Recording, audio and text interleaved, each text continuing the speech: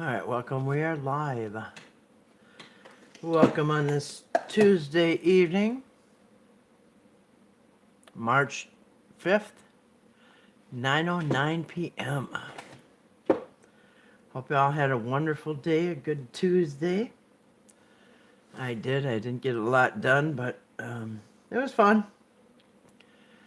It was fun. Fun while it lasted, right? Because we're getting towards the end of Tuesday evening here, so. Anyway, I hope you all had a nice day.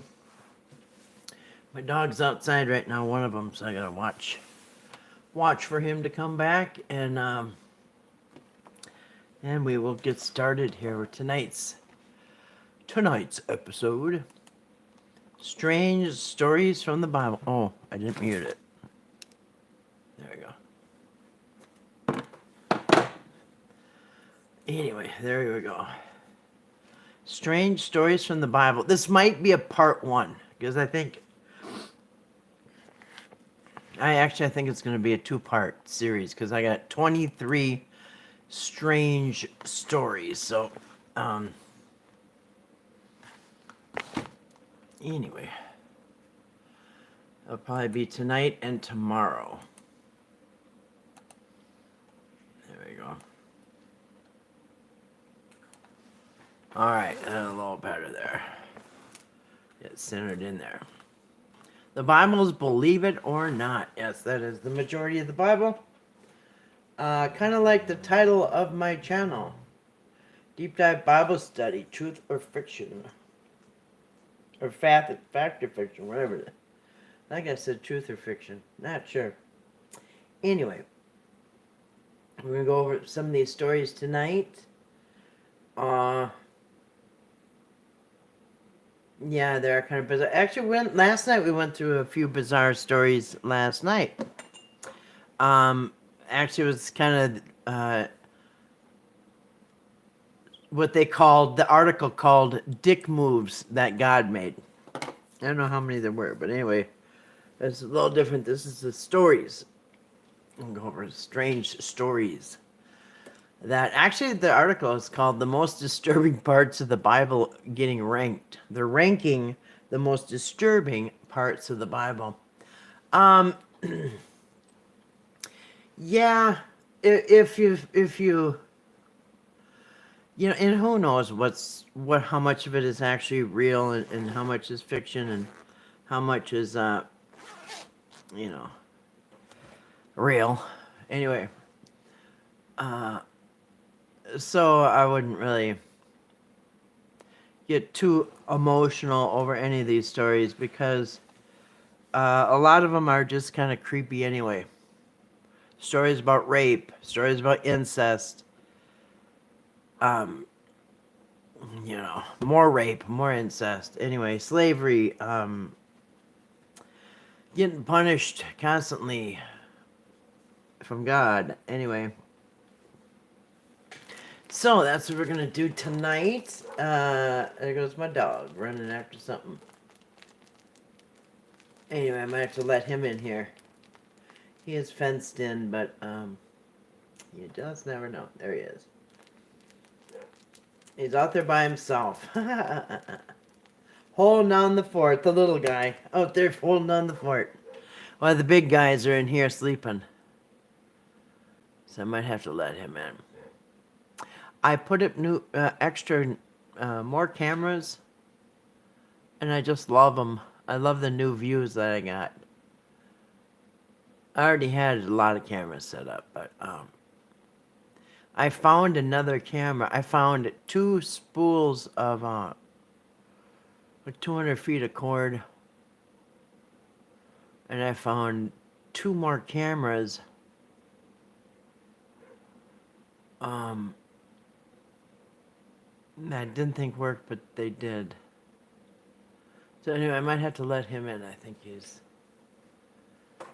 needs to come in. But anyway, then we're going to get started on this list. And here, I will go over here, actually. I'll show you the article. And I will put up the link for this. It's from grunge.com. Most disturbing parts of the Bible ranked in order. I think from 23 on down. I think it starts at 23. So we might be doing, I don't know, 11 today and 12 tomorrow. Or vice versa. I don't know. There we go.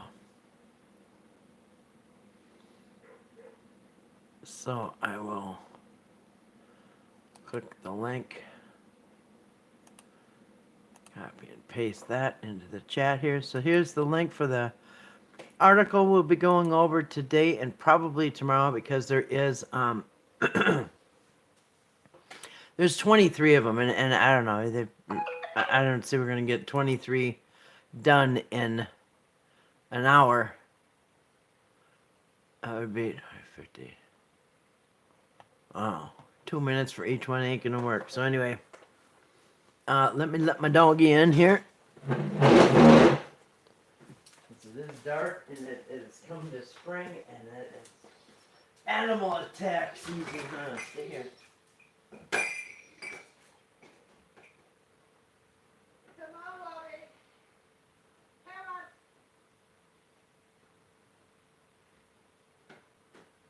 on. Boy. Yeah, it's scary out there. No, Mommy's here.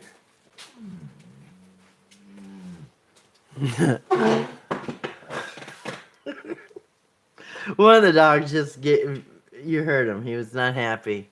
He laid down because I didn't feed him yet, and he knows he's just about to wait another hour. Anyway, well, they have their regular food they can eat, but I make their dinner in the oven and on the stove, and it wasn't ready yet. So anyway, they're gonna wait till I get off of here. So if you hear some boo and some grunting behind me, that is them not happy with me. So I think, do I need to shut that light off? I don't think so. I don't think so. All right, so let's begin, shall we? We're gonna head over to this article here where I just put the link up. I'm getting all these ads, senior citizen ads now, because I hit a certain age. Everything from replace my teeth to AARP to you name it. Haven't got the diaper ads yet. Oh, see, I shouldn't have said that. Now I'm going to start getting those. I don't know. It's just like I must have been put into a machine.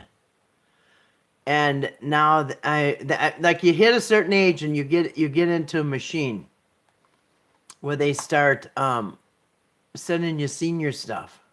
AARP stuff. Anyway, comes with the territory. And I'm proud because I never thought I'd live this long. Heck, when I was growing up, I thought I'd never make it to 20. Then I thought I'd never make it to 30. And so on. So anyway, I am going to embrace my oldness and just knock these ads out of here. Life insurance ads. Which I don't need, by the way. Don't need life insurance. Alright, see my dog's a little upset over there. Alright, so here we go. We're going to try to combat the ads, because this one seems to be popping up a lot of them. Alright, Grunge is the site we're on, grunge.com. And this is called the most disturbing parts of the Bible ranked. So we're going to start low and get worse and worse and worse. Worser and worser, as some people on YouTube say. All right. Worse is the highest you can get, okay? There is nothing beyond worse. There is no worser.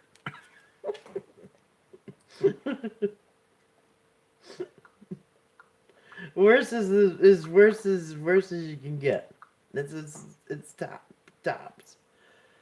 Ah, all right.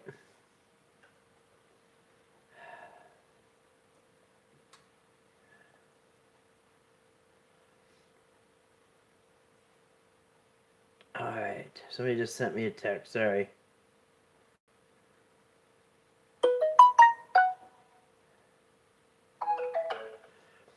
Alright, sorry, somebody's texting me. So.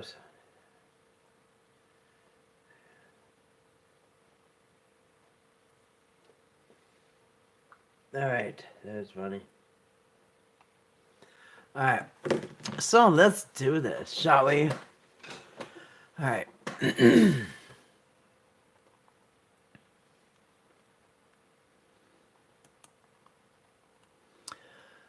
Alright, the Bible is full of beloved stories.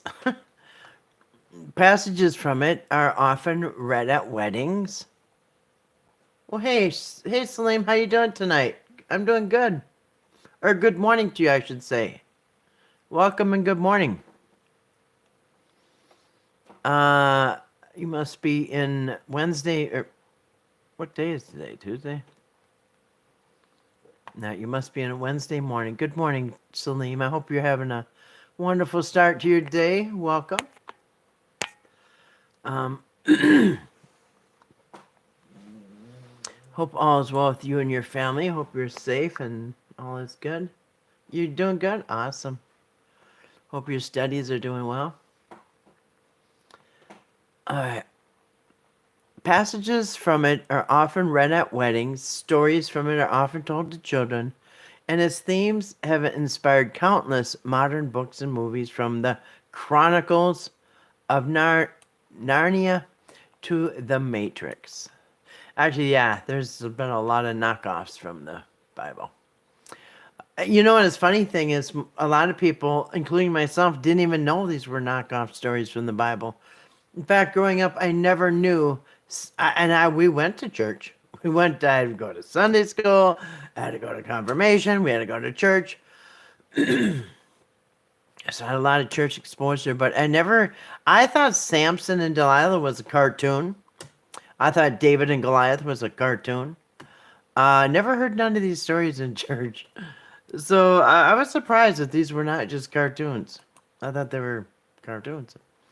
Anyway, according to Mark A. Knoll, writing for Houston Christian University, the Bible has been a permanent fixture in American culture since the beginning of the European settlement of North America, which, by the way, has only been a couple hundred years.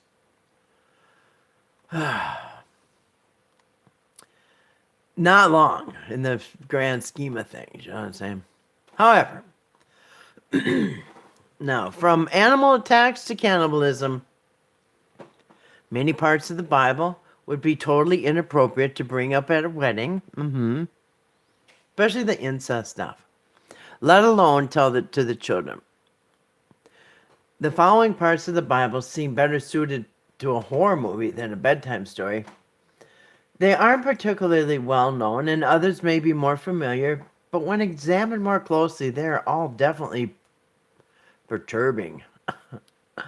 These are the most disturbing parts of the Bible, ranked from bad to worst. Worst. Is that even a word? Worst. From bad to worst. Yeah. The following article includes references to violence, incest, and sexual assault. That's right. All right. Not interested in doing chair yoga. All right. Well, we're gonna start easy, lower on the scale of disturbing stories.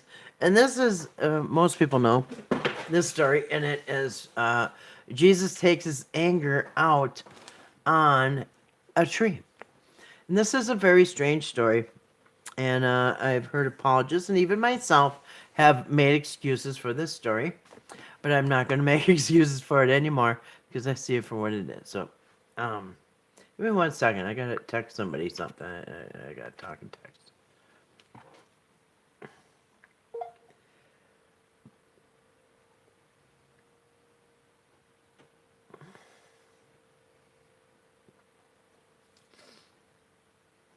What? I hope your shoulders do good.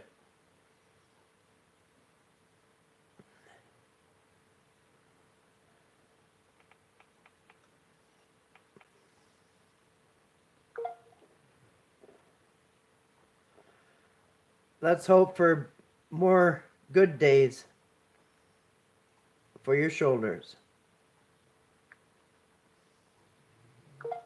especially with your vacation coming up. I stayed home today and worked on some things. Pretty good day. Spent some time outside.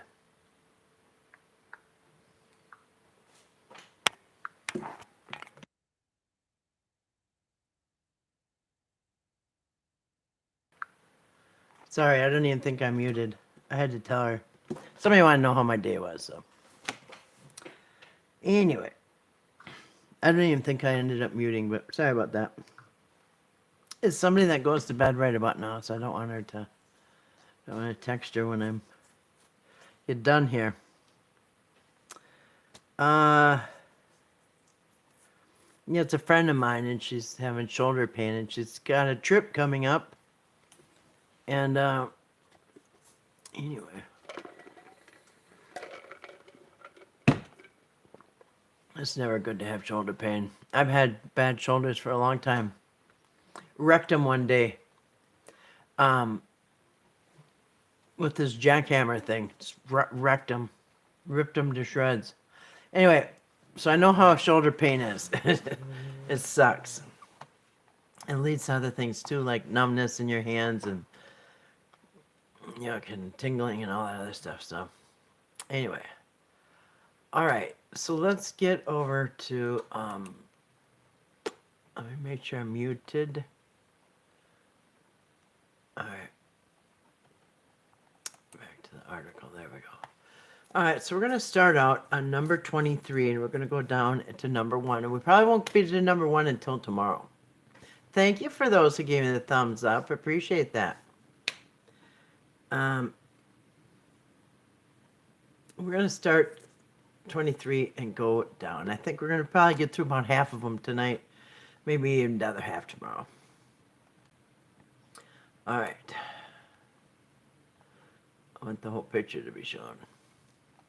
These stupid ads are taking up my screen here. All right. Jesus takes his anger out on a tree. And now most people know... Well, thank you for the thumbs up. Most people know this story. And there's actually 2 versions to this story. Both of them... And I think one is Mark, and I can't remember. But anyway, there's 2 Gospels that tell this story, and it's different in both the stories. In one of the stories, well, hey, Grace, thanks for coming in, and thanks for the thumbs up. Hope you had a wonderful Minnesota day. Hope all is well. So, this story... Like I said, both 2 Gospels tell it differently. In one of the stories, they're both kind of the same story. They're like one of them. Both of them. They're going into Jerusalem. Well, anyway, both of them. They're passing the tree on the way into Jerusalem, and I can't remember if they're even in the same location, but anyway, in one of them, the tree withers instantly, and the other one, they notice on the way back that it had withered. And it is a fig tree. And people say, and it's so weird because the fig tree, people say, well, that represents Israel. No, it does not. That is utter nonsense. The fig tree has never, ever represented Israel. You can ask the people that live there. No, it hasn't. Jesus was just mad at the tree. And he cursed the tree. And it really is not the tree's fault. And as a matter of fact, the fig tree is a strange type of tree that... Most fruit trees, I have fruit trees. Most fruit trees, the leaves come out first. and then you get the flowers, and the flower turns into a fruit. And in a fig tree, it actually, the fruit comes out first before the leaves, and so a normal fruit tree, you would think, you'd see the leaves and you'd see the fruit or whatever, but on a fig tree,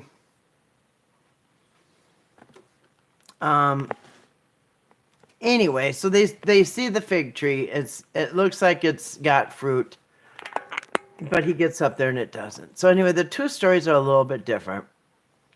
But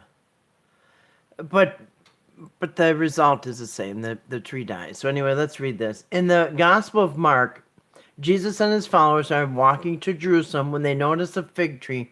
Jesus, being quite hungry, goes to check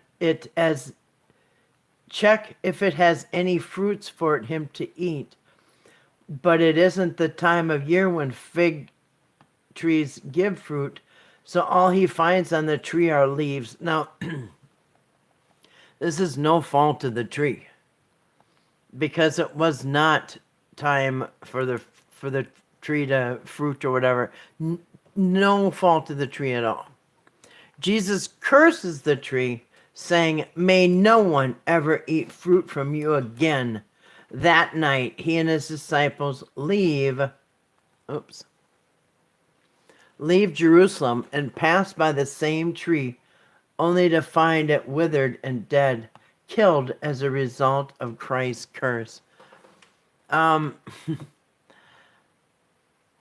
And no, it doesn't represent Israel. So yeah, that's not it. He was just mad at the tree and cursed it because he was hungry. And even though it's not the tree's fault, I don't know, he blames the tree and curses it to death. And anyway, just I'm not really sure what the point of that story is. Exactly why Jesus would choose to kill a fig tree. Because it wasn't the season for figs. Preventing anyone else from enjoying it in the future is debated. Right, there really doesn't seem to be a reason for this tree to be killed like that. Some have interpreted it as a metaphor for God's expectations in an acquisition of the Gospels. John McKevely suggests that though the tree did nothing to deserve being cursed, God requires human beings to always be equally pious. See, this makes no sense. Okay, the tree did nothing wrong, but God requires you to be pious. That's definitely a Catholic word too. And good regardless of the season. Oh, okay. So I guess the message here is have fruit no matter even if it's in the middle of winter. Like, what? And see how the people just stretch their imagination to try to get something useful out of this story? And it isn't. There isn't anything useful. Okay, so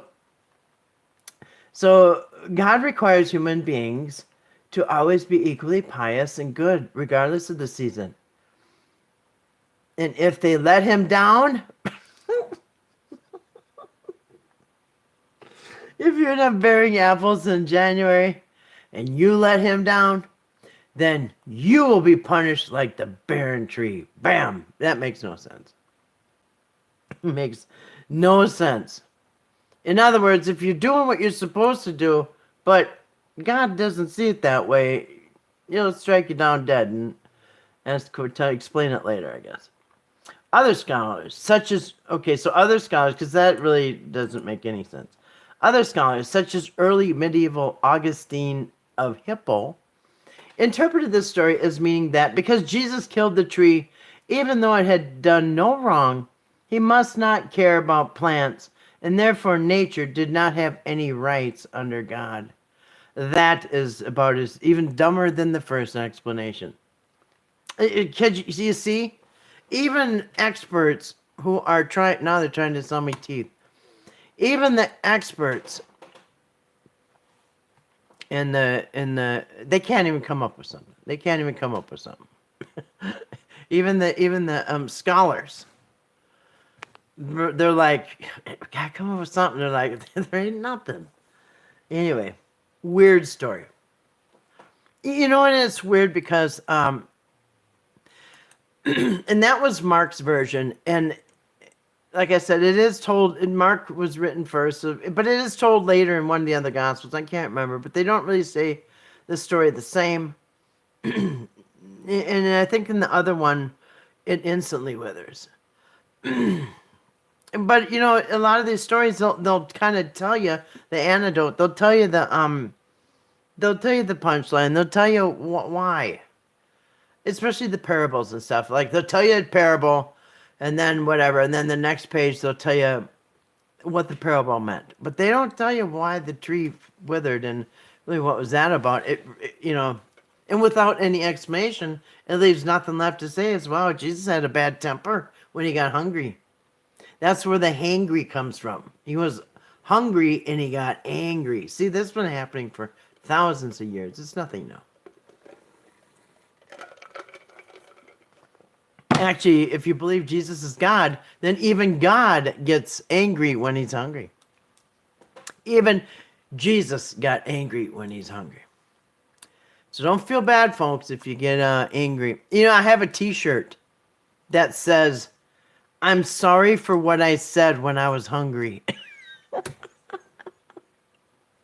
I saw it at a thrift shop and I had to have it. So yeah, this shirt says, "Sorry for what I said when I was hungry."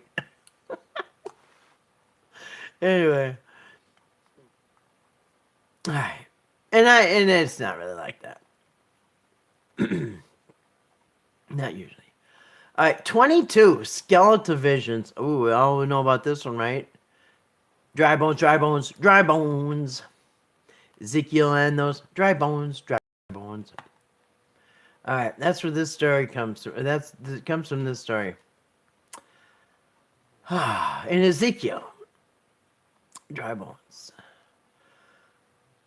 The eponymous prophet has a vision of a valley filled with dry bones. On the instructions of God, Ezekiel tells the bones to come to life. He hears a strange rattling. The bones are coming back together, building themselves into skeletons, tendons, fresh, and skin growing on skeletons, but they're still dead. Again, on the orders of God, Ezekiel restores the bodies to life, creating a vast army. God tells Ezekiel to tell his people, "I'm going to open your graves and bring you up from them. I will bring you back to the land of Israel." And, you know, is this a metaphor? Is it a prophecy? Nobody really knows. Not even the Jewish people that study the Bible. While skeletons growing flesh might seem like a scene from Hellraiser, Ezekiel's vision is meant to uplift readers. Ezekiel's vision occurs as he and his people are exiled after the temple's destruction. According to Scripture, quote, God put on such an unbelievably dramatic display purposely to combat the despair which had settled upon the agonizing exiles. Yeah, maybe it was like a little, what do they call it, morale booster they needed at the time. Oh, don't worry, I know you're all dying, but I see a vision. All your skeletons are going to come back together. It's going to be great. Some interpret this story as a promise of the afterlife. Now, you're right. And when they say some, they're talking about the Jewish people, because I've never even heard them even agree. Nobody really agrees 100% what this story even means. Which, then you got to say, well, is it useful? Nobody even knows what it means. Anyway. Some interpret this story as a promise of an afterlife, but it can also be read as a call to keep faith despite being persecuted. Even if you're a skeleton, just don't lose hope. Hopefully your bones won't be scattered by wild animals, and they'll all be able to come back together. So it is a message of hope. All them dead skeletons. This This made the story popular with black ministers at the end of the 19th century and inspired the classical spiritual song Dem Bones. Dry bones, dry bones, dry bones. All right. Yeah, Ezekiel and those dry bones. Yeah, so don't worry. Even if you die and you're a skeleton, your bones will still come back together someday. Don't lose hope, even if you're a skeleton. 21. Hate your family and gouge out your eye. Ooh, are we talking about Luke here? Luke is such a he's such a buzzkill, isn't he? All right. Hard to think that Jesus would say things like this, but anyway, let's find out. They're trying to cover up all the words here. All right, yes, it is the gospel. Luke, you know what? For somebody, Luke is somebody who's not even mentioned once in the Bible. He's more there in the realm of Paul than anything. He never met Jesus, wasn't a disciple. In fact, he's more of a Roman, Greek Roman. Anyway, he's there. He even says what he's doing, and it's not being a disciple, and that's in Luke and in Acts. He's writing letters to Theophilus. And so he's not a disciple. He didn't get taught by Jesus. Like, who is this guy? He's not even mentioned in the Bible. But he's got the weirdest things that, like, people just grabbed and ran with. And I'll tell you one of them that, like, completely changed Christianity and the way people see Christianity and even the Old Testament. One line in Luke.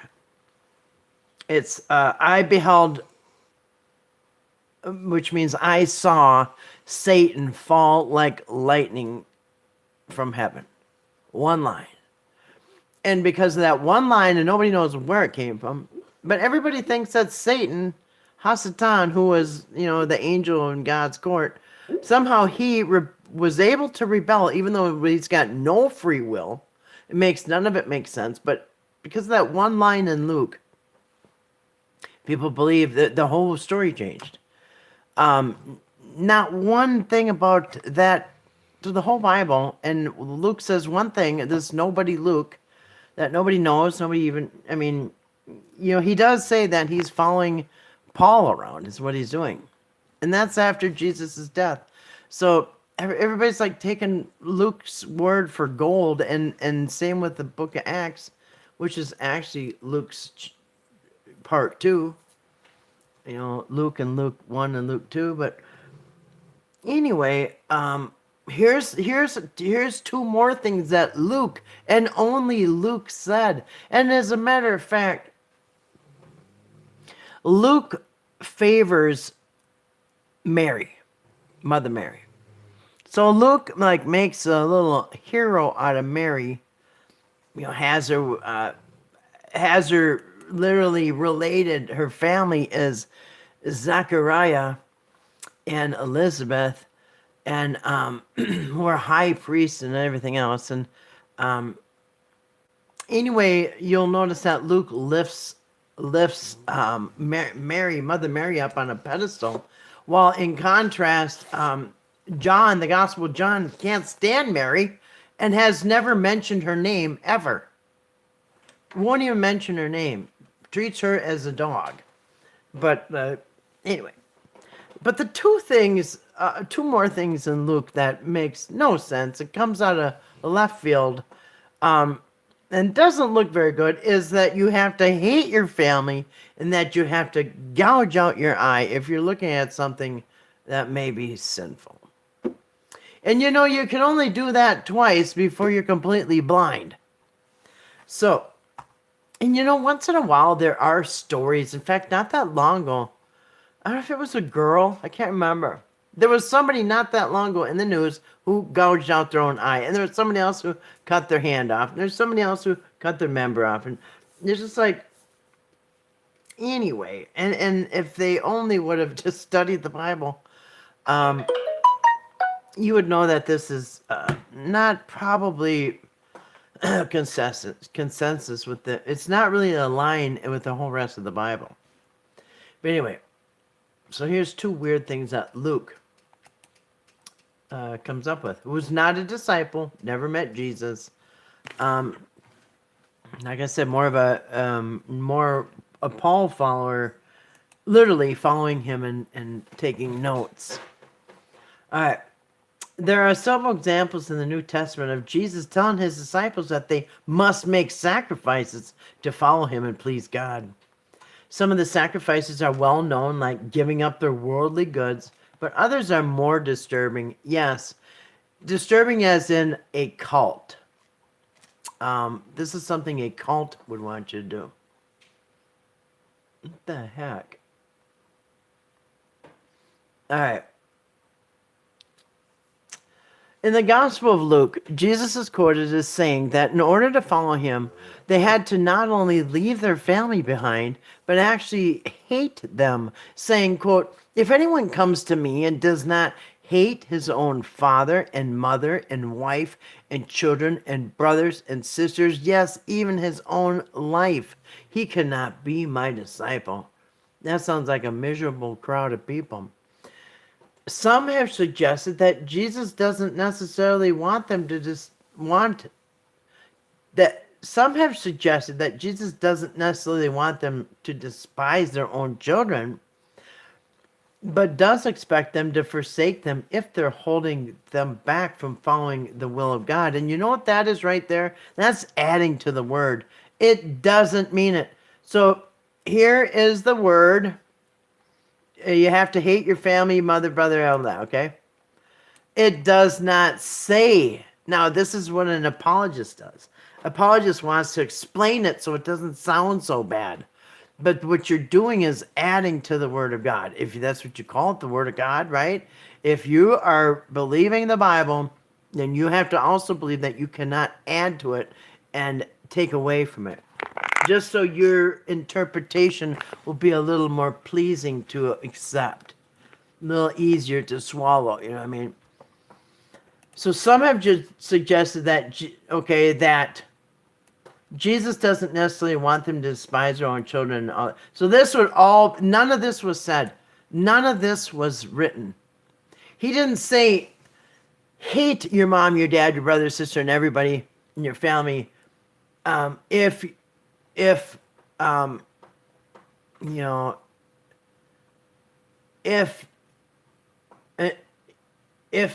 they're holding you back from following God. It doesn't say that. It doesn't say hate them if this or hate them if that.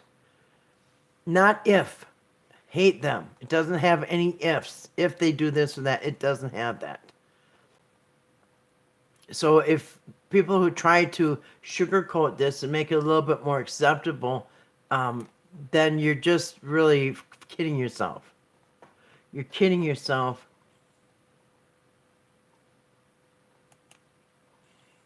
Oh my gosh, the ads are unbelievable. Teeth implants, bank accounts. Okay. There you go. Bank account, life insurance. All right.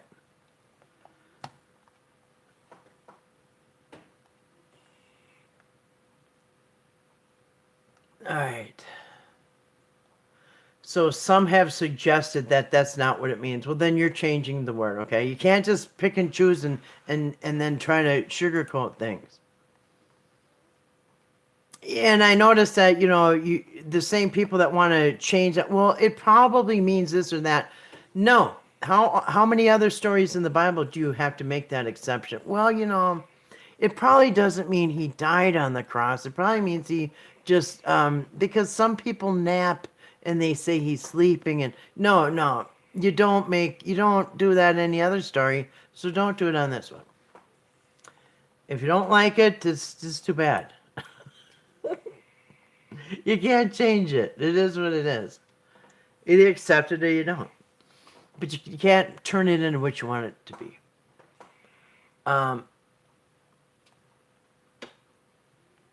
Jesus doesn't expect his followers to abandon their family. Well, that's what it says. That's what it says. He also says that they might have to mutilate their own bodies to serve God. That's right. That's right. In the Gospel of Matthew, a literal reading of Jesus states that they cut off their hands, and gouge out their own eyes, if having them is tempting them to sin. It is better for you to lose one of your parts of the body than you for the whole body be thrown into hell, which hell is manufactured. It doesn't even exist. And that's another thing about Luke. Luke is very Roman, Greco-Roman kind of guy. You know what I mean? Anyway, he's got a lot of that pagan stuff, and including him.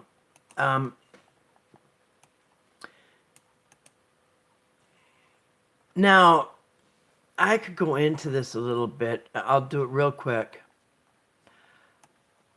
In Luke,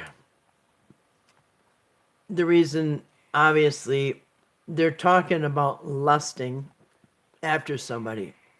Now, the Old Testament is got a completely different take on this.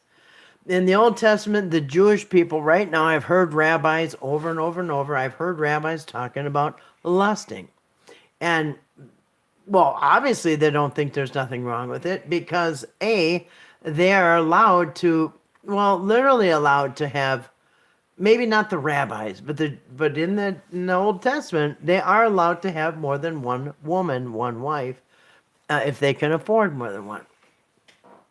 So, and they're also allowed to have prostitutes, all right? I mean, just look at the whole Old Testament. You got Judah there. Where did Rahab or whatever name, or not Rahab, the one that was trying to get pregnant, where did she know where to find him?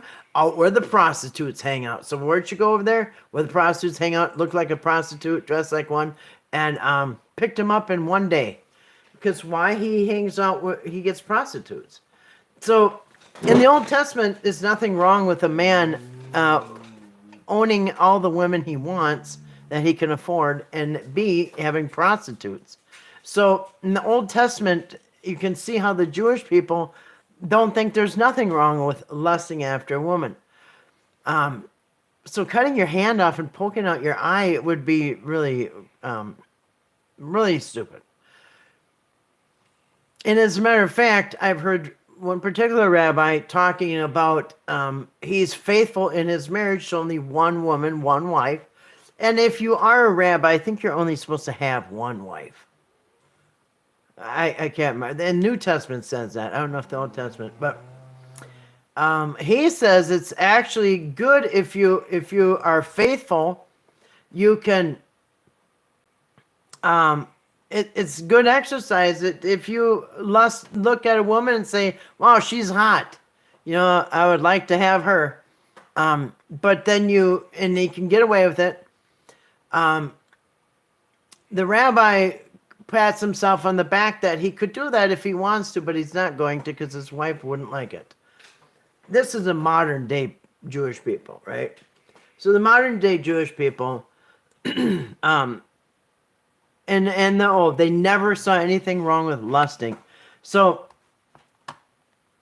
what they're saying is, and you can use your imagination, they're talking about lusting. Now this is a new Christian thing. This is not Jewish, this is not Old Testament. This is a brand new Christian invention of not lusting after women. And they go as far as your eye. If you see the woman and you lust after her, poke your eye out. And why do you think your right hand would cause you to sin? Just think about it, guys. So that's why they're telling you to cut your right hand off, because that's what you use, you know what I'm saying? So they will literally say the right hand. Cut your right hand off. Pluck your eye out and cut your right hand off, because no doing none of that. Anyway, which is stupid. I wonder how many people... Oh, what did it say? Yeah. Anyway. Hey, John, who created humans to lust in the first place? That's right, John. There is nothing wrong with lusting. Now, I think if you're in Shalom to you too. I'll tell you, I'm 60 years old and I've never, ever cheated on anybody in my life. Never would. I was married for 17 years. Never would. I was with Dave for many years. Wouldn't do it. Never, ever would I cheat on anybody. Never have. Never would cross my mind. I would never, ever cheat on somebody. But I tell you what, and here's the thing, when I became a Christian, I'm going to tell you, when I became a Christian, I felt instantly like a complete pervert. In fact, Christianity makes you feel filthy and disgusting. Because I remember I was up at the park, and I think I had Spencer with me. I can't remember. Back then, I lived in the cities. I had an acre myself in the city, but sometimes I'd go up to the park, and there would be guys jogging, with their little shorts and all that stuff, and I'm lusting at all of them. And then I remember reading that, to lust after somebody is... I remember there's a video where somebody actually said that you're raping the person by looking at them, because they're not... I've never leered at anybody at the park, but all of a sudden I felt like the park rapist, because I thought, man, I lusted at a lot of guys running by, jogging by. All of a sudden I felt like disgusting. It's single. I'm single. I mean, widowed, no attachments, no boyfriend, but I can't even look at another guy without being a filthy, rotten animal that needs my eye plucked out and my hand chopped off because I found these guys attractive. And I just thought, wow, I just raped like 5 guys at the park. And I just remember just feeling like, man, and that's what Christianity makes you do, feel like a disgusting, rotten person for just doing things that are normal that you're created to do. And so I have to feel guilty about looking at these hot guys that are jogging by with hardly no clothes on? Really? And I have to feel bad about that? And I'm single? They're not playing that game anymore. And actually comparing you to a rapist because you looked at somebody and thought, wow, they're hot. Anyway, all right, let's go on. 20. Jesus kills animals. Yes, and we talked about this not that long ago. Was it yesterday? I don't know. We went over other weird stories yesterday. But anyway, we recently talked about this. And this story, I have thought much different about this story, about the pigs, the legions of pigs, and the legions of demons that went into the pigs. And the pigs were some farmers' pigs. They're not just wild boars coming out of the woods. These were somebody's pigs, a herd of a man's. Actually, there was more than one man. There were multiple farmers tending these pigs. And in fact, so Jesus decides he's going to... Well, there's a few things weird about this story. Well, in fact, there's 2 different versions of this story, too. There's 2 different gospels that tell this story, at least. One of the versions of the story, there's one demon-possessed man. And then the other story, there's 2 demon-possessed men. But both of them are at the caves at Cursey.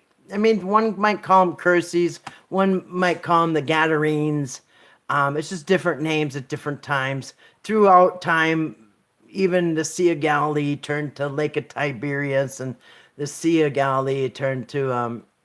because of there's a governor Tiberius, so the names change and stuff. So I'm not talking about that. I'm not talking like, well, the cave was Cursey Cave in this one, and it was Gadarenes. Nah, it's because during time, and when Luke wrote his, it was probably something, and Matthew wrote his was something else. So that's not the kinds of disputes I'm talking about. I'm talking about, was it 1 guy or 2 guys? Because that's pretty big.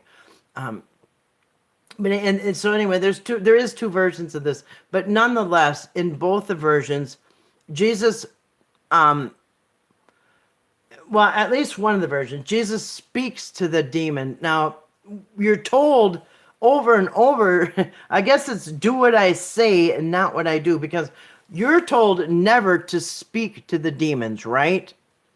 We're told, and Jesus is supposed to be teaching us to never speak to the demons because the demons will lie to you anyway, and you're just wasting your time. So don't speak to the demons. But in this story, Jesus decides to actually speak to the demons, which really doesn't make any sense. But he asks the demons, "What's your name?" And they say, "We're legions." And legions, and this right there should, when he said we are legions, right there, red flag should go off. No, there's no disciple from the Sea of Galilee who's going to tell you that there's legions, okay? Because legions is a Roman military number. It's like, it's a, I think it means 2,000. I'm not sure. I think somewhere around 2,000. But it's a measurement that the Roman military uses. All right, so no guys from the Sea of Galilee is going to say there's legions. All right, and the pigs ain't going to be speaking that either. So I don't care if it's a pig or a demon who's speaking. They're not going to say legions. That right there shows you whoever wrote that story is Roman, Greek Roman. I mean, there's all red flags all over it that say this. But anyway, so he says, we are legions, which means thousands. So so they say, oh, don't just, cast us out. What's the difference? What's the difference? If you get the demons out of the guy, what's the difference if you throw them into the air or throw them into the pigs? It really doesn't matter, except you're tormenting these pigs. So he takes the demons out of the one guy or two guys. It depends which story you're reading. So all the demons go into the pigs, and the pigs run down the hill. And if you look at that actual site, there is an actual site right there at Kersey or whatever. It goes down, it goes flat all the way across, and there's like a 2-lane road, or there's like a highway. And then it keeps going on the other side of the highway, and it keeps going, and then it goes into the sea. So if it was true, those pigs had to run a long way. It's not just like, they show the pictures where the pigs are going down the hill and the water's at the bottom of the hill. It wasn't like that, folks. They went down the hill and then they got on a flat way, and they went really far. And I don't know if there's a road back there or not, but anyway, it's a hike to get to the water from there. But anyway, why would you do that? You just destroyed. And then in this story, you'll hear there's farmers, and the farmers are mad. Well, of course they're mad. He just ruined their whole crop of pigs, because just like today, there are pig farmers and many people who eat pig back then. The Jewish people didn't eat them, and Jesus didn't eat them. So he thought nothing, I guess, of destroying this man's flock of pigs, which is, lost the man a lot of money. In fact, he's got multiple farmers tending these pigs in the story, because all those farmers got mad and went and told on him. Anyway, in the Gospel of Matthew, Jesus discovers 2 demon-possessed men. Now, like I said, one story there's 2 men. The other story there's 1 man. And then the story where there's 2, one guy does all the talking. Anyway, in the Gospel of Matthew, Jesus discovers 2 demon-possessed men who are preventing anyone from traveling through the area. When they see Jesus, their demons recognize him and make a request. If he has to force them to leave the bodies of the 2 people they're possessing, can he at least send them into the herd of pigs that are gazing nearby? Now, that makes no sense. No sense. A spirit, a demon, an unclean spirit does not need a body. If you get thrown out, it's not like, hey, we're going to die if we don't get another body. No. They'll get another body on their own. Just like they got this guy's body. They'll go find somebody else. Just go to the bar. You'll find lots of people who are intoxicated. You know what I mean? So them spirits could have found something else. But putting them in the pigs makes no sense at all. Intriguingly, Jesus grants this request, and forces the demons out of the 2 men and into the herd of pigs, only to force the entire herd of pigs to run away from their swineherds and off a cliff to drown in the lake below. There is no cliff there, by the way, guys. You could look at I brought it up on here before. There is no cliff. There is a cliff, but the pigs wouldn't have been there. They would have gone down a hill onto a flat anyway. And you can also tell that the people who write these stories have never been in this area. They don't know the laws. They don't know the geographics. They don't know the customs. Oh, that is weird. I've never seen that blow up like that. I think Jesus is really the light bearer. I found a video by Morgue that further reinforces my suspicion. Yes, in fact, I just saw one from him too. I think it's titled something like, "Is Jesus the devil?" or something like that. Yeah. Well, I think God of the Bible, the Old Testament, is Yahweh is Saturn. I can't remember. And yes, the light bearer. That's right. Same, John. I've been looking into that for a while now. Yeah, exactly. Yep. Yeah, Morgan. Actually, he had an interesting. He had an interesting live stream the other night. It's called something like the pastors in the churches are lying to you, or things they can't tell you, or something like that. And I was kind of busy doing stuff, but I had it on. I was listening, and I remember he said that how they put the LGBTQ flags out, and they're welcoming these people in to get them married and all this stuff. And a lot of churches are like gung ho for that, but some of them are not. But like by law or something, they have to like marry these people and accept them and all that. And that they don't like this. So the secret is that they do accept the gay people, and they'll bring them in, and they'll let them be in the church and welcome them and all that. But sooner or later, the pastors and the church leaders and the people that go there are going to chisel away at these people and say, this might not be, something Jesus wants. And anyway, so it's kind of a trick to get them in there, get them comfortable, and then eventually turn them away from their LGBT stuff. That's one of the things I heard. Anyway.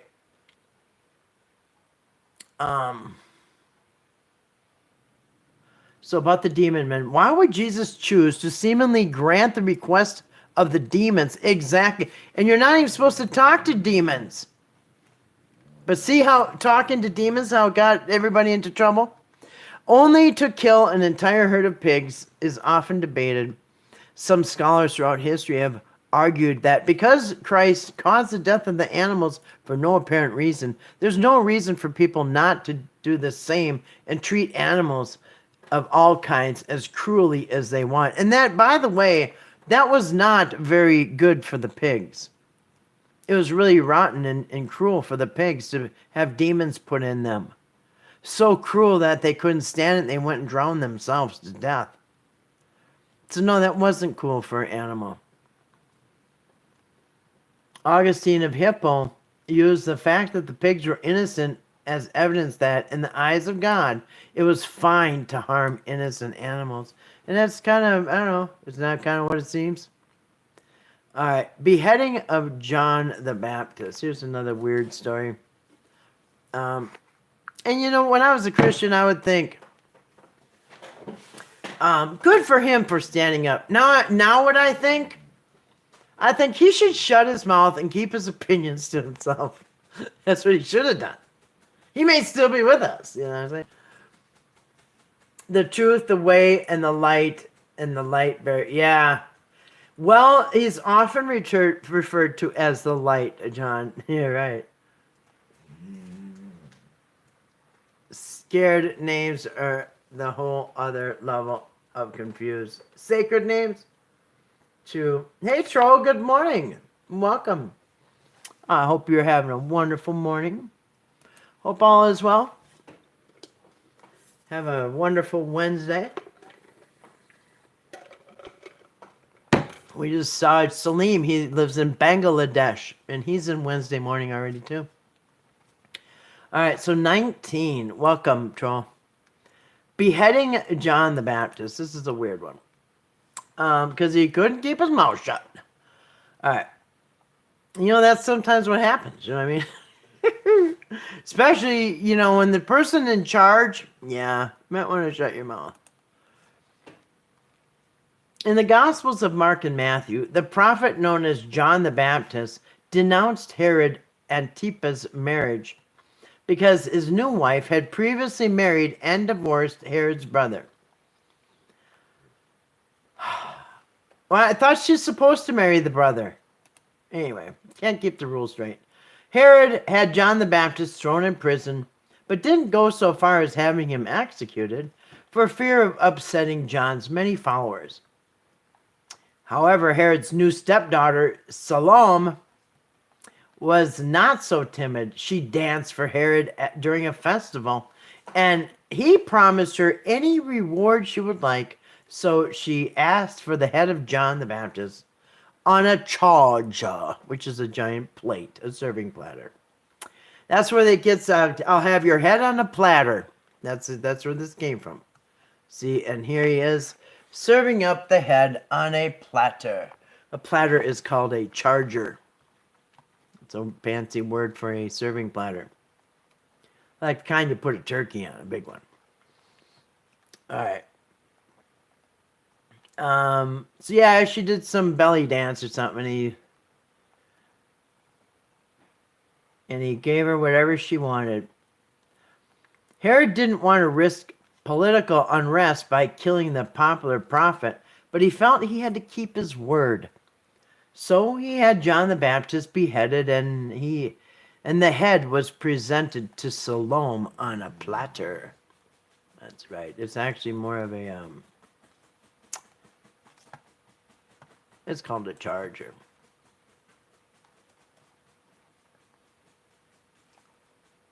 All right, my thing is kind of locking up here. It doesn't want to do anything. And my phone is being squeezed too hard right now. So hold on a second. It does that. It's not. There it goes. And the ad for shoes keeps coming up, which I don't buy shoes online. I don't know who would buy shoes online.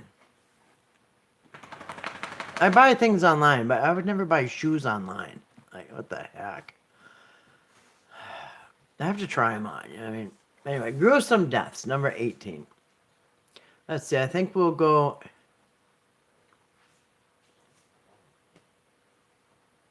No, we'll go two more maybe. Gruesome deaths. Oh, there's a lot of that in the Bible.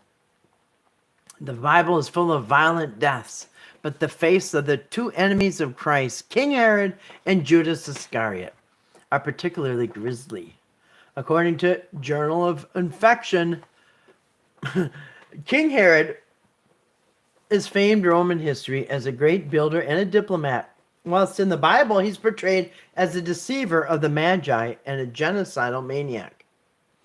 Now, that is true. You know, although kings have to be ruthless and all that kind of stuff, he had kind of not a perfect reputation, but he was seen as a great, I don't know. Anyway, he's turned into a 100% monster, a genocidal maniac for killing all the babies. This assessment of his depiction in the Bible is mostly due to the story in which Herod had all infants executed. And again, this is also written by Greek-Roman people. In the hopes that he would also kill the baby Jesus, in Acts, an angel smites King Herod in a particularly gruesome way. He is devoured by worms. Well, the worm spilled out of his guts anyway. You know, and the worms could have been there. I don't know. They ate their way out, maybe. Judas Iscariot, the guy who betrayed Jesus and gave his name to a common term for traitor, perished in no less than 3 different ways. That's right. And they can't decide how Judas Iscariot died, so we're going with all 3. Depending on which Christian text is read, Matthew, Acts, and fragments of but biased. The version in Acts is the most brutal. He falls and his body literally explodes and his guts go flying everywhere.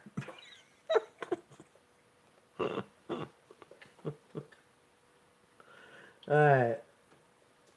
I mean, that's just sick. Alright. 17. Punishing the wrong person. By the way, this happens a lot in the Bible.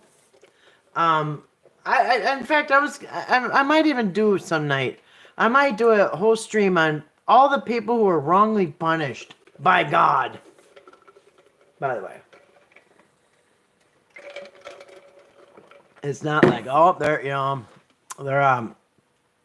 the Oklahoma parole board, executed the wrong person. No.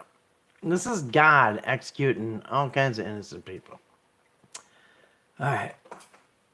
And the Bible relates countless examples of punishments for people who go against God's commandments. But some people are even punished for other people's sins. In this, by the way, I do have a whole nother live stream that we're going to be doing either at the end of this week or some other time on this exact same thing. I have a whole live stream for people getting punished for something they didn't do. We'll go over that some other time. So the Bible relates examples of punishments of people who go against God's words, but some people are even punished for other people's sins. That's going to be an upcoming stream that I have almost ready, actually. The story of Bathsheba, told in Samuel and Kings, is full of disturbing events, but the worst may be who ends up being punished by God because of them. Bathsheba is described as being married to a man named Uriah. However, King David became infatuated with her after spying on her when she was taking a bath and ordered her brought to him. Exactly what happened next and how consensual it was is ambiguous. She had no choice. But 9 months later, she gave birth to King David's child. Meanwhile, King David had Bathsheba's husband Uriah moved to the front lines before a deadly battle where he was killed. With Bathsheba now widowed, he could marry her instead. In punishment for having sex with the married Bathsheba and killing Uriah, God killed Bathsheba and King David's child. King David does not seem to have ever been punished for these sins. In fact, that happened quite a bit. Everything King David did, somebody else took the punishment for. You guys notice that? I do. Everything he did bad, kind of like Moses and Aaron and all that. Anyway, so I think we will do down to 15, I think. Found the episode with E. Thanks for that. Oh, that's cool, Troll.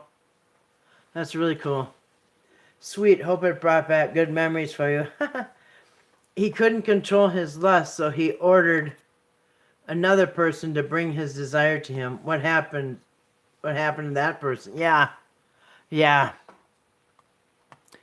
Little details that, yeah. And he just gets propped up higher and higher and higher, just like the politicians. Seems like it doesn't matter how nasty and evil they are, they just get pushed to the top. It seems like God had the same standards, you know what I mean? All right, division. All right. Tower of Babel. That thing always looks lopsided. I don't think it looked like that. The Tower of Babel is just a... The Tower of Babel is a just so story, explaining why people speak different languages. In Genesis, everyone speaks the same language because they can communicate. They're able to cooperate. The people of the world come together to build a massive city. with a tower so tall it reaches the heavens. When God sees the tower, is disturbed by how much humans can accomplish by working together. I don't think that was it. God decides to scatter humans across the earth and confuse their language, Babel, that they may not understand one another's speech, so that people would never be able to work together again. I don't know if it's about the working together as much as it is to trying to become gods themselves by making a name and um,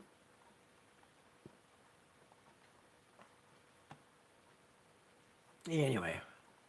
The most common interpretation of the story is that God's punishing humankind for its pride. That's basically what it was.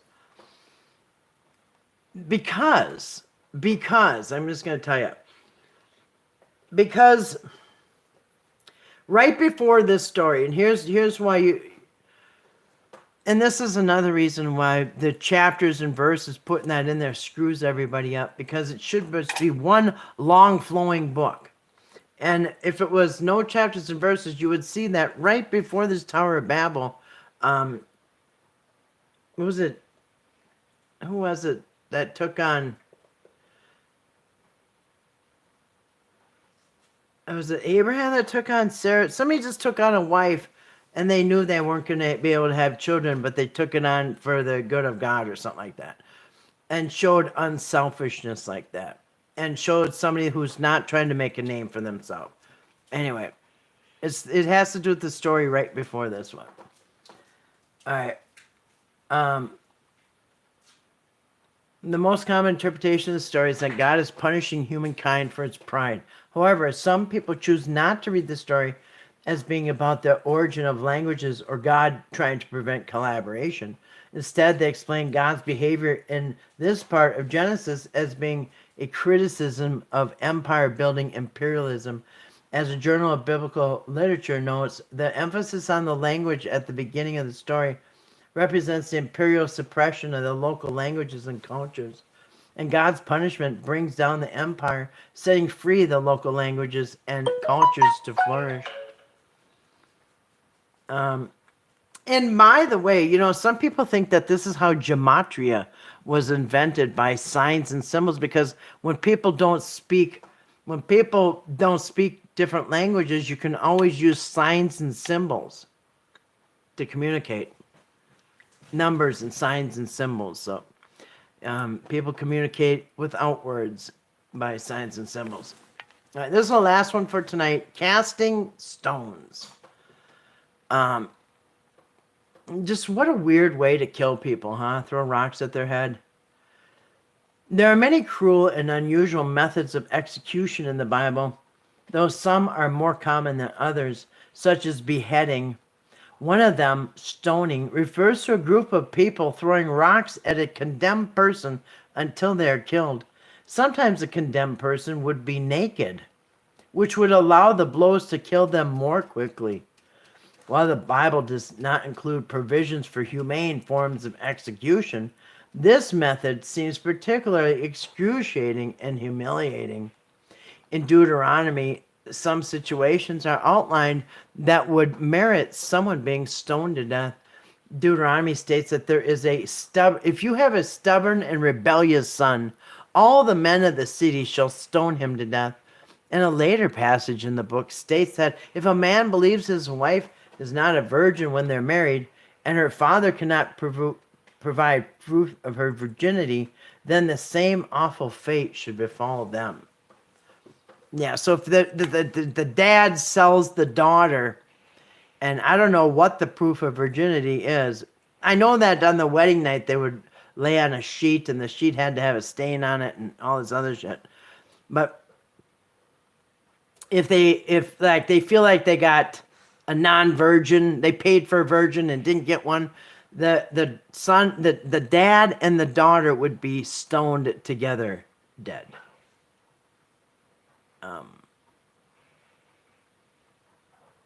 Anyway, so we're at 13. All right, we're going to stop here because we're at least halfway through. So tomorrow we'll pick up with, where we left off. And 14 will be 14 tomorrow. Any Hoosers. Let's get back.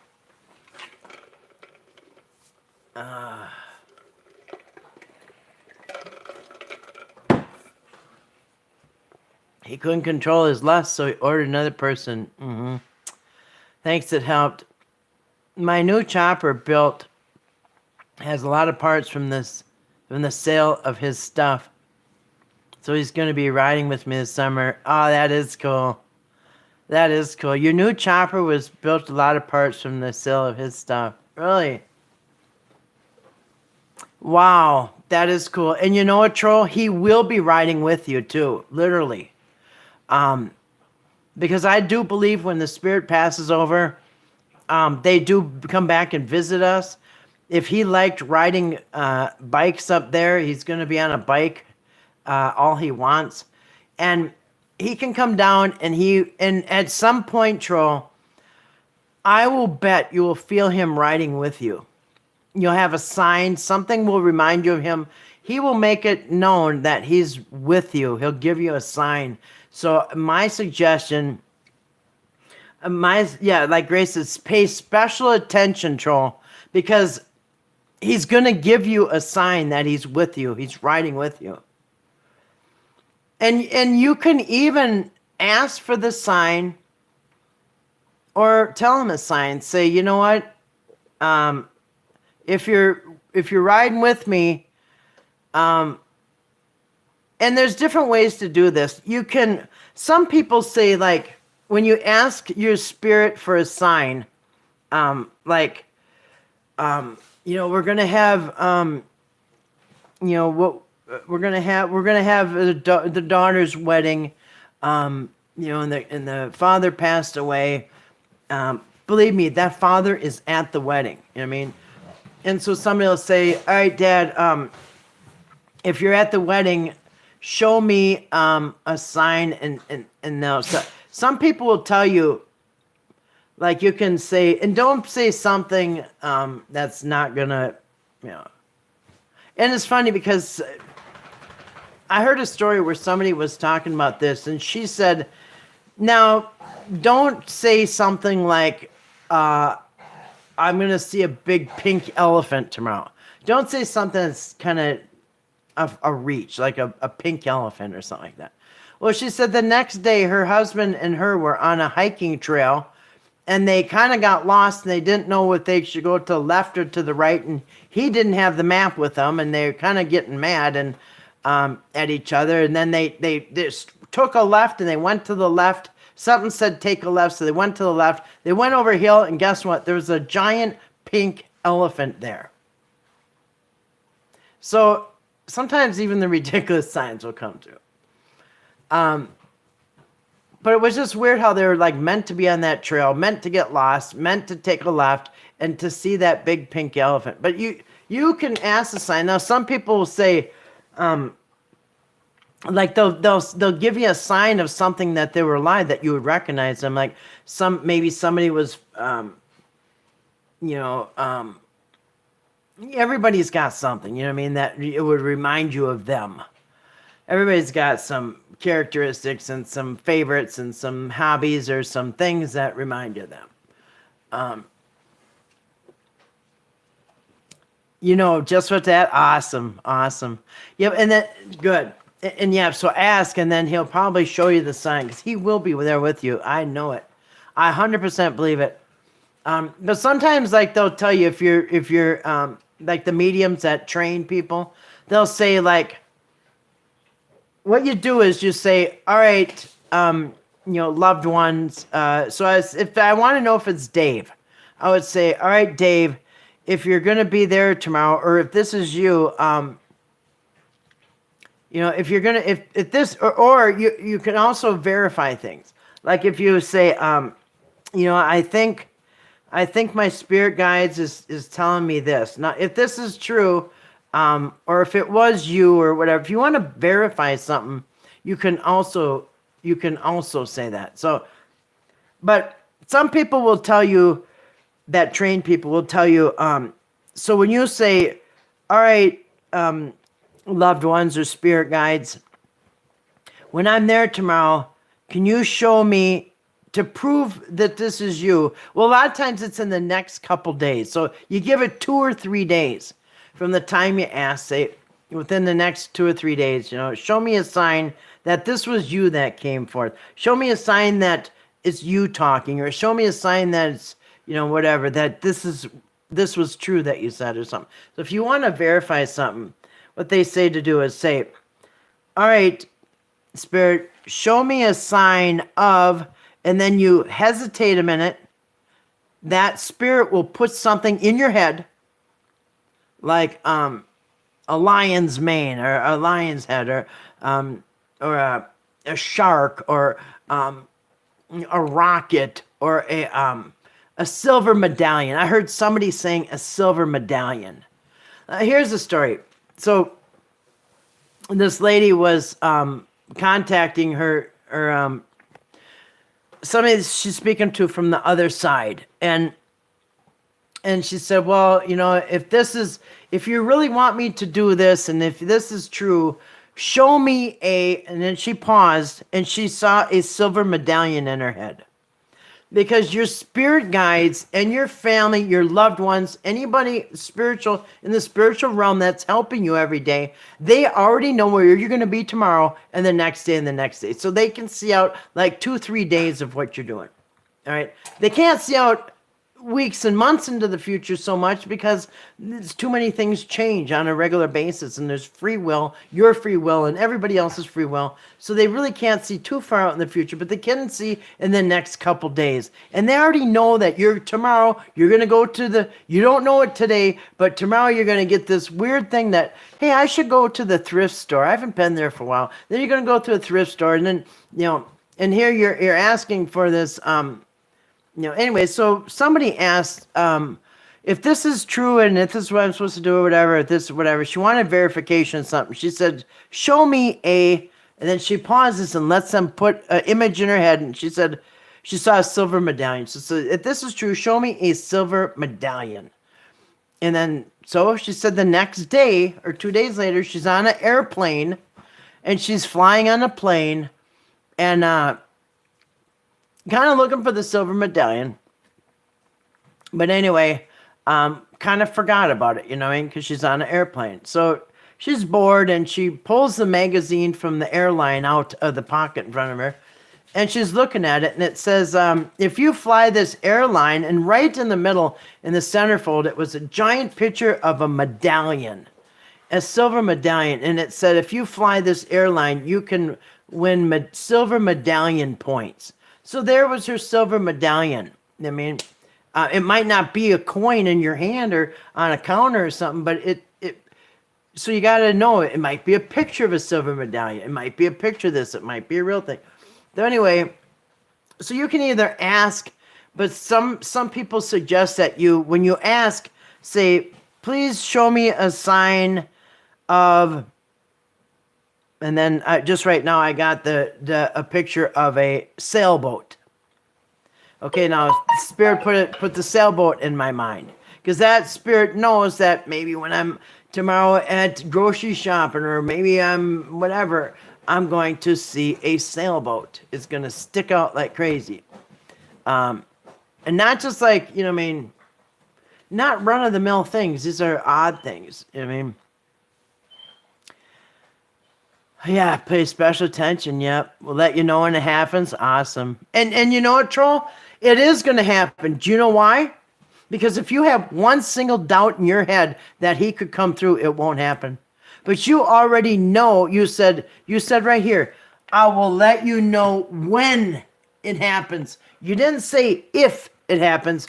You said, I'll let you know when it happens, because you are expecting it. You know it's possible. You know he's going to do it. And now don't ever, I want everybody to know, don't ever be like clingy and needy about like, oh, Dave, give me a sign. I need a sign. Come to me in a dream. I'm desperate. Give me a dream, or give me a sign. That doesn't work. That does not work, because that right there is a low vibration. You're desperate. You're needy. You're demanding, and you're wanting this, and that's a low vibration. You have to be like, yes, I'm going to be patient, but I know he's going to come through and he's going to visit me. And I'm just going to be waiting for him to show up on his time when he wants. Yeah, we got a big sign from our mom. 2 years after she passed, we found a box of her baby memorabilia in a closet. Our mom never had possession of it. It just appeared. Wow. That's another thing, too. You wouldn't believe how they do that. You wouldn't believe how they... And they can play the games, too. They can play the missing keys game. You ever have something go missing? And I did. I tore apart my desk, dumped out my desk drawers. I couldn't find something. Went completely nuts. And then later it was sitting right here, right in front of me. I'm thinking, there's no way that's been there the whole time. I cleaned the whole desk off. In fact, I polished it. And I even pulled the drawers out and everything. And then later that day, I come out and sitting right here. Nah, that's them. They like to play that little game. But they can make things appear and move things and all that.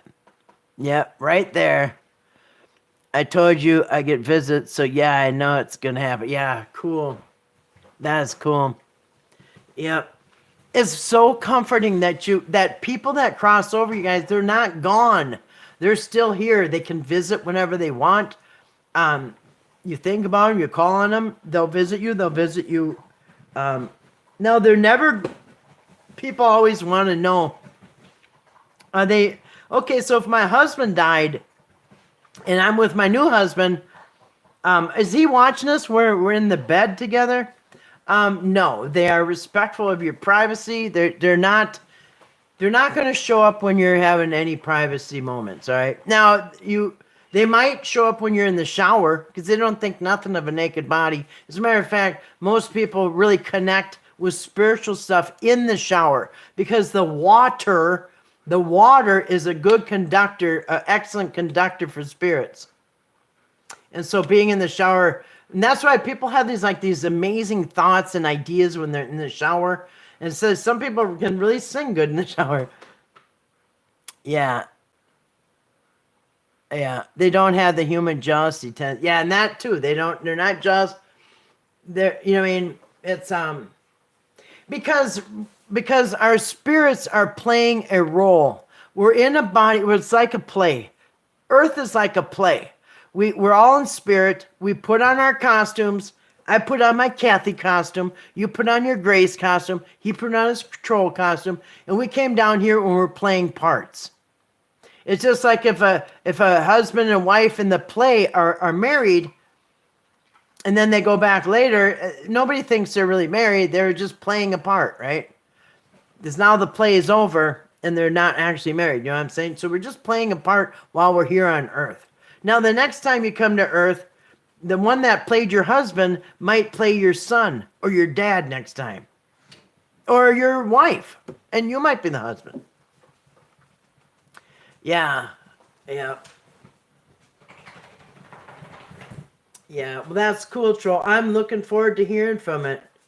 In fact, I've myself, I've kind of opened, because I started out with just a few people I wanted to come through, mostly my pets. I want my pets to come through, and they have. My pets have come through. And I'm thinking, well, who else do I want to come through? Dave, I've known Dave has been with me the whole time. I already knew he was with me. But the pets can come through now. I thought, well, who else? I thought, you know what, who I'd like to have visit and talk?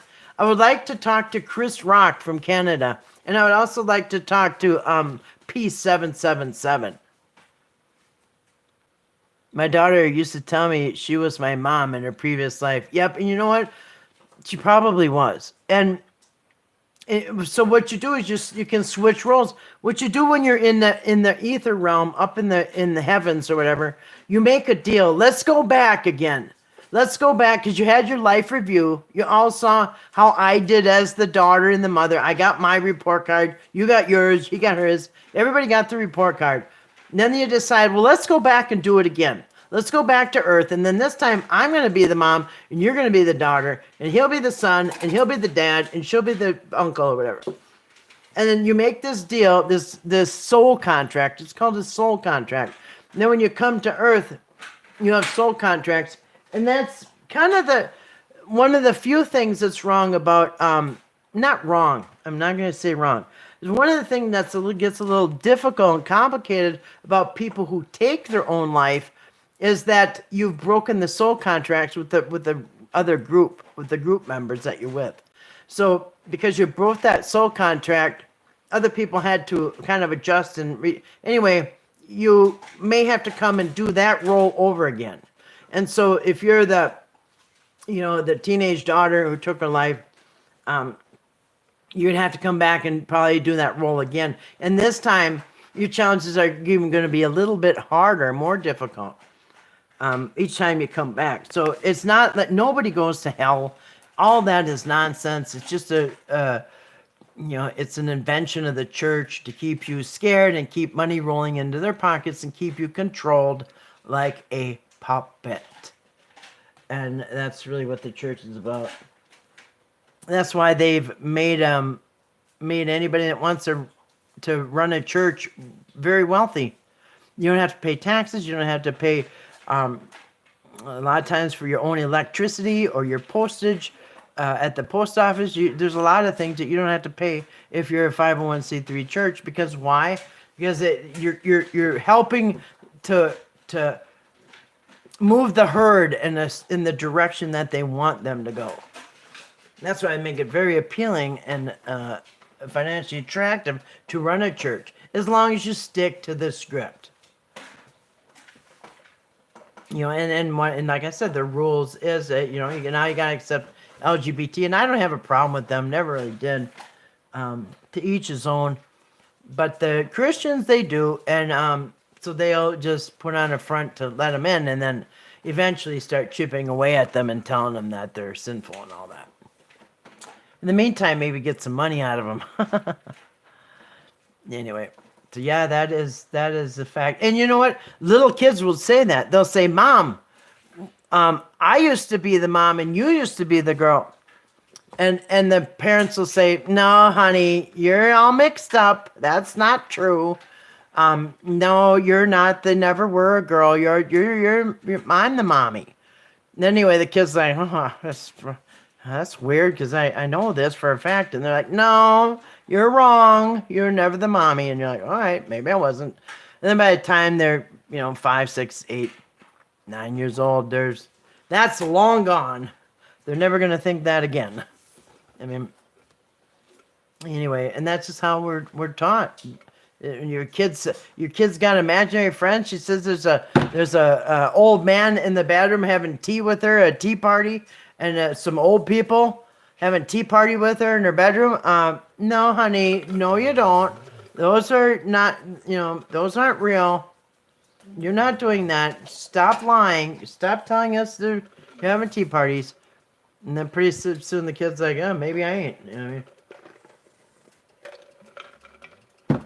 Unfortunately, that's why people are so detached from the power of the God power inside of them. Somebody recently described. Stop it.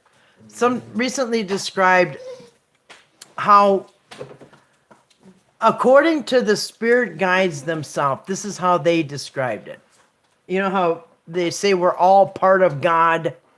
I'm going to show you how they described it.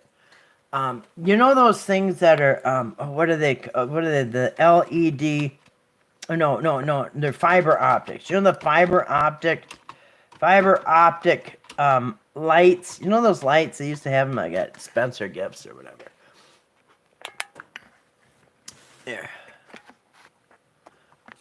All right, so these fiber optic lights. This is how the spiritual realm explained it to one person. So these they used to sell these lights here. They said, now picture one of these lights. Oh, come on. There's the blue. Well, the ones with all the different colors. So they told her to picture one of these things, like one of these lights. And you see how all the different lights, each got, at the end of each fiber, it lights up different colors. They said, picture the red ones are your loved ones. The blue ones are the blue ones are the spirit guides.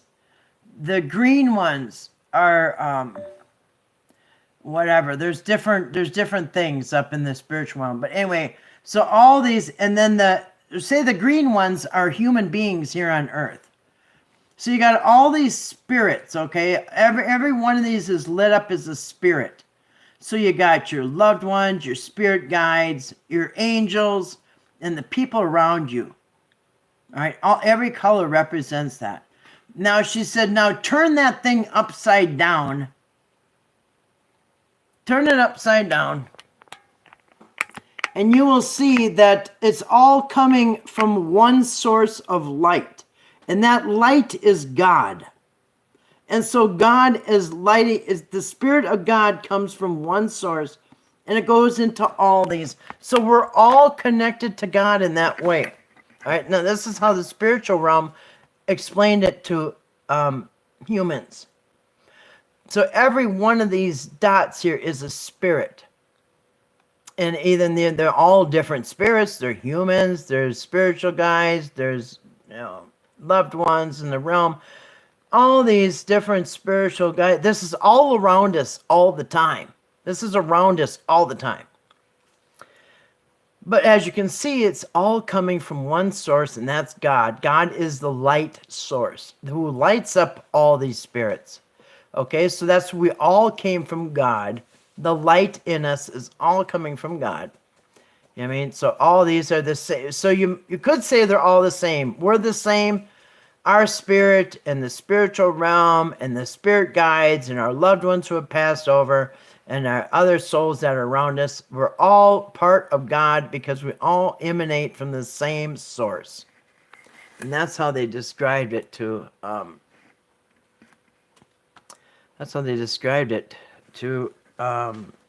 Suzanne Giesemann, who's probably my favorite. I guess you'd say she's a channeler. Anyway, it's too bad everybody got. So when you're born, you have all this in you, and what the world has done, they've learned to stomp that out like a little flame. Just stomp it out and replace it with the Bible and the theology and Bible stuff. That makes no sense. Get you nowhere. You're praying. You don't even know who you're praying to. Should pray to God or Jesus or just all the goodness and all the stuff, all our gifts and everything were taken from us and replaced with garbage, junk, broken stuff that doesn't even work. When all of our awesome tools and all of our built-in technologies were stripped, and replaced with junk.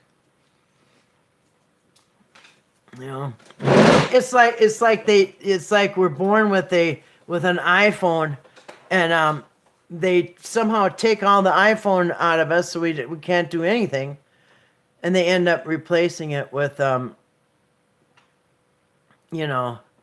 string with 2 cups on it. There's your telephone. There's your communication. Okay, so we're using 2 cups and a string, and we should be having iPads and iPhones in our brain. You know what I mean? Yeah, it's kind of sad. But one thing I think that is, I think they took the message of the Bible and they turned it into something that's totally not. Because I do believe at the beginning, if Jesus had a message, it was that there is a coming of the age, and it was the age of Aquarius, and there is a coming of a new heaven and a new earth, and they didn't mean literal, like Revelation has it coming out of the clouds, and the first one bit and smashed and rolled up like a scroll, and the next one coming down. No, not a physical replacement of the heaven and earth. It's more of a spiritual replacement of the old ways that don't work and the new ways that do work, and nothing new is under the sun. So I think Jesus was really trying to, and what's it called? New Age. So New Age religion doesn't mean that it was just invented. It didn't mean like a brand new age religion or a new. People think it's a new religion. No, no, no, no. It's the most ancient religions of all. Most ancient beliefs that go back long before the Bible was ever penned. You know what I mean? Long before anything was, in the Bible was written.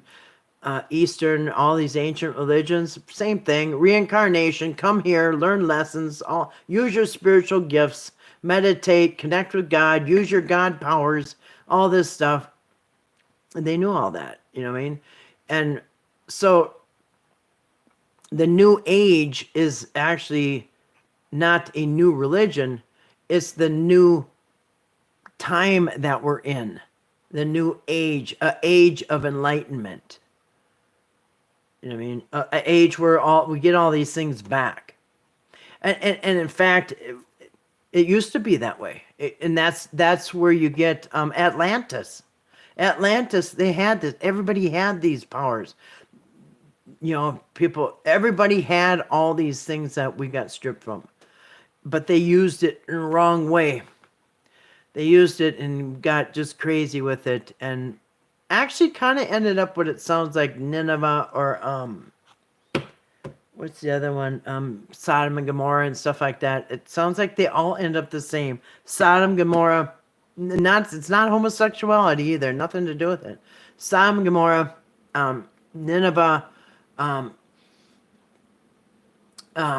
Atlantis, all these places I think had this higher knowledge and misused it.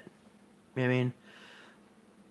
Amazing things, and they just misused it. So I think what I'm hearing from people who connect with the realm and have for many years is that this new age is coming back, and there'll be a time again where everybody has this. They're going to know that what they were taught was just useless, and it is taught to you to keep you at the bottom of the pyramid, because the people who have this knowledge are at the top of the pyramid.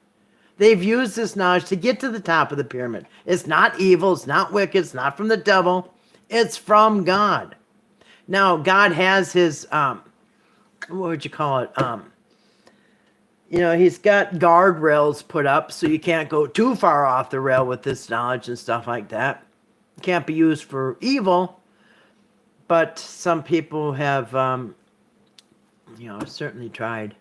But there's limits. There is safeguards in place that you can't use this knowledge to really hurt other people, because everything that I've studied so far, you have to go into it praying that it's only for the good of you and the people around you. Like everything, whether it's going into the Akashic records or tarot cards or pendulum or talking to past deceased people, no matter what it is, when you're contacting that Akashic realm, the spiritual realm above, you have to pray that it's for the good of you and everybody around you, and that you won't misuse it and all that stuff. And so there are safeguards in place. It just in itself shows you that this isn't the devil's kind of stuff, because the devil would probably insist that you use it for something bad. And that's not the case. Oh, crap. My battery's dying. I got less than 5%. I forgot to plug it in. I had like 80% when I came on here, but I've been on here a long time, so. I might be plugging it in too late, guys.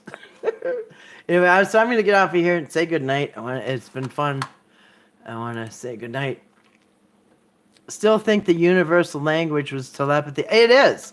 It definitely is. In fact, when you're in heaven, when you're up in the upper realm, nobody, of course you're not going to all speak the same language. You don't have to. You just look at each other and you can telepathy speak with each other. You're receiving theirs, and they could be speaking Russian telepathy, but when you're interpreting it in telepathically, it's coming through in English, in your language. So that's right now how animals already communicate telepathically.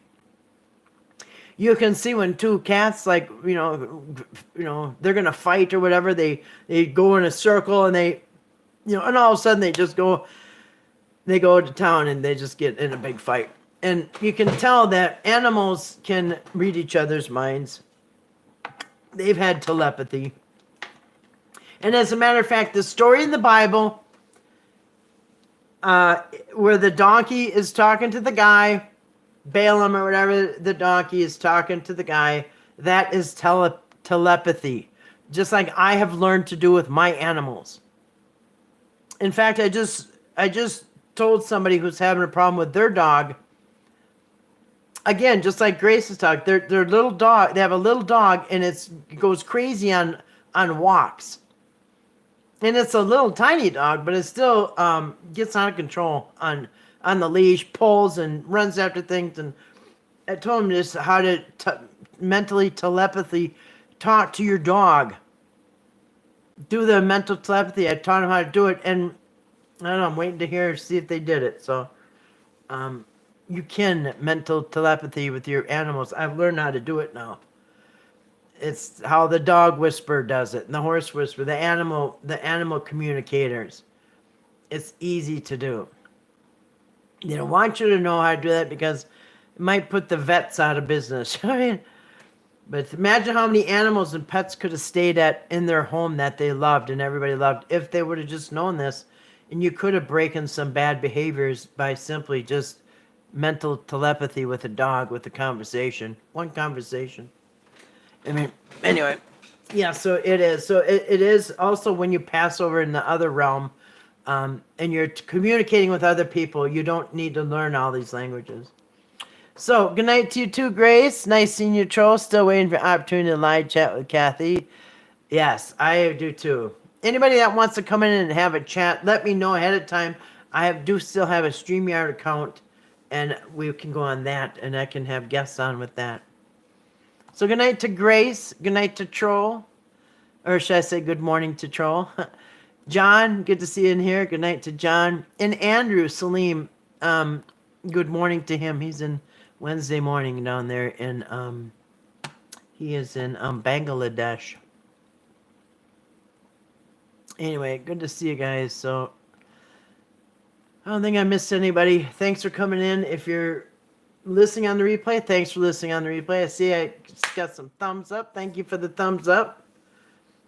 You wonderful people. Yeah, and if you're here tonight with us, thanks for being here with us and listening on the replay and all that. Thanks, and it will happen. And then, guys, yep. All right, cool, Troll. I'll be waiting to hear about it. Anyway, love you guys. Peace, blessings, rock on, peace out. Good night, good morning, and